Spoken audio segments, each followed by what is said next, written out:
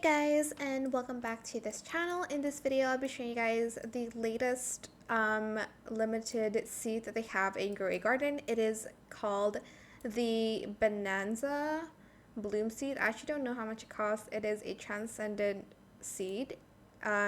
So every 5 minutes, it reduces the nearby egg hatch time by 30 seconds for every carnival cosmetic you have on your garden.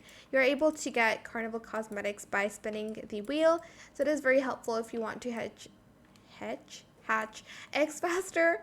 I don't know how much it costs yet, so I think it's worth it though if it like speeds up the egg hatch time, especially if the cosmetics help too, like every 30 seconds. I mean, it's going to like add like another 30 seconds to each like cosmetic. So I hope you understood that. But anyways, that is it for this video. I hope it was helpful for you guys. Don't forget to like, comment, share, and also subscribe to this channel if you haven't done that already. If you have any more questions about this video, just leave it in the comment section down below.